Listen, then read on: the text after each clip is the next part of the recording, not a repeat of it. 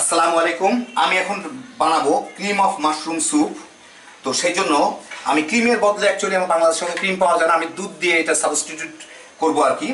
আমি এখানে একটা প্যানে 2 টেবিল চামচের মতো মাখন নিয়ে নিছি। এতে মাখন দিলে মানে আমি ক্রিমও দিচ্ছি না, আবার কিপটা মানুষ মাখনও দিব না, তাহলে তাকে নান্ডি বাস্টি অবস্থা হয়ে যাবে আর কি, ক্রিমের কিছুই হবে না। যাই হোক, মাখনটাই খুব ভালো ফ্লেভার আসবে, ক্রিম না হলেও চলবে, দুধ থেকেই ক্রিম তৈরি হয়। একটু ঘন দুধগুলাই হচ্ছে ক্রিম আর কি, উপরে যেটা ভেসে উঠে। যাই হোক, আমি এখানে মাখনটা গলে গেল।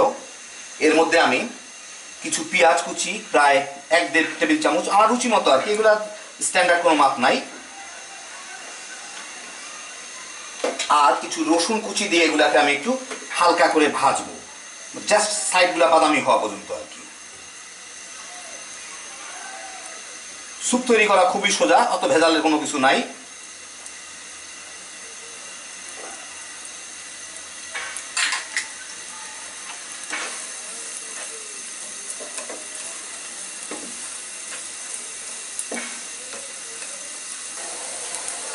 পেঁয়াজ রসুনগুলো এরকম একটু বাদামি হইলেই আমি এর মধ্যে মাশরুম দিয়ে দিব।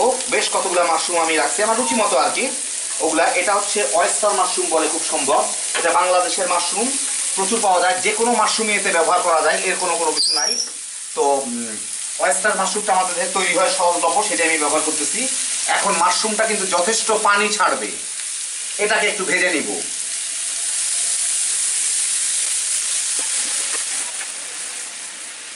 দেখতেই পাচ্ছেন মাশরুমটা অনেক পানি ছাড়ছে।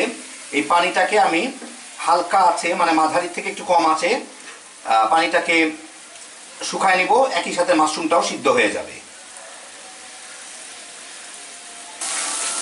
মাশরুমের পানিটা শুকায় গেলেই এটা মোটামুটি ভাবে সিদ্ধ হয়ে গেছে। এর মধ্যে আমি প্রায় 1.5 টেবিল চামচের মতো ময়দা দিব, দিয়ে একটু ভেজে নিব।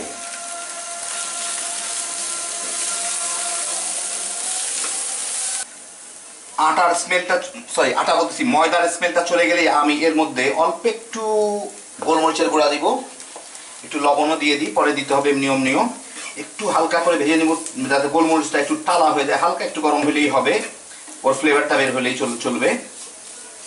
এই কয়েক সেকেন্ড মাত্র। এখন এর মধ্যে আমি কিছু দুধ দিয়ে দিব আমার পরিমাণ মতো, এখানে 1 কাপ দিলাম, দেখি যদি লাগে আরো দিব। দিয়ে এটাকে মিলাই দিব, যাতে ওই ময়দা যেগুলো ভাজা হয়েছে সেগুলো এর সাথে দুধের সাথে মিলে যায়, বেশ একটা ক্রিমি ভাব হবে।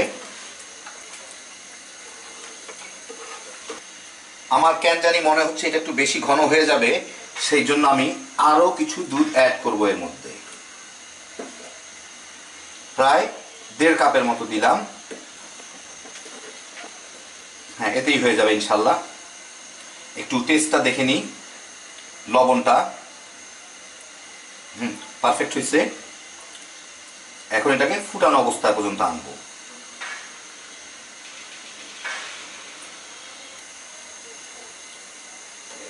একটু নাড়ার উপরে রাখতে হবে, যাতে জিনিসটা ঘন, ওই জিনিসটা কিন্তু যাতে একদম জমে না যায়।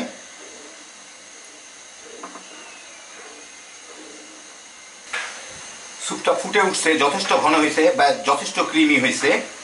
তো এখন অ্যাকচুয়ালি আমাদের বাংলাদেশে ক্রিম নাই, সেই জন্য দিতে পারলাম না। বাইরে যারা করবেন তারা ক্রিম দিতে পারেন, দুধের বদলে ক্রিমটা ব্যবহার করলে হয়। দুধের বদলে না, অর্ধেক দুধ অর্ধেক ক্রিম দিবেন। এই যে দেখেন যথেষ্ট ফুটে উঠছে, আমি চুলাটা বন্ধ করে দিব। এখন হয়ে গেল আমার ক্রিমি মাশরুম স্যুপ।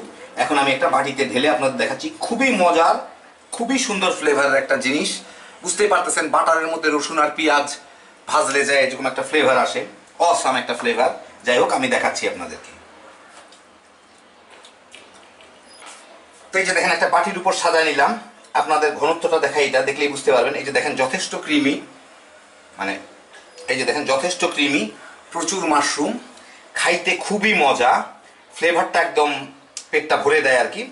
এখন আমি আমার অগাধ সৌন্দর্যজ্ঞান দেখানোর জন্য আর একটু বিদেশি ভাব আনার জন্য এর উপরে একটা পার্সলে, এটার নাম কিন্তু পার্সলে কোনো মতো জোগাড় করছিলাম আর কি গুলশান মার্কেট থেকে, ওই একটা এর মধ্যে রেখে দিব। বাস, বহুত সৌন্দর্য লাগবে দেখতে, হ্যাপি জোশ। খালি বানাইবেন আর তামা করে খাইবেন, খুবই সোজা বানানো। দেখলেন মাশরুম এখন বাংলাদেশে এগুলো 400 এক্সট্রা মাশরুম, দামও যথেষ্ট কম। বড় বড় যে কোনো ডিপার্টমেন্টাল স্টোর, আগোরা, স্বপ্ন, প্রিন্স বাজার এই সমস্ত জায়গায় পাবেন, অথবা গুলশান, নিউ মার্কেট, বড় বড় মার্কেটে পাওয়া যায়। খালি বানাইবেন আর খাইবেন। তো দেখলেন কত সহজে তৈরি করে ফেললাম। আল্লাহ আপনাদের সবাইকে ভালো রাখুন। ইনশাআল্লাহ আবার দেখা হবে। আল্লাহ হাফিজ।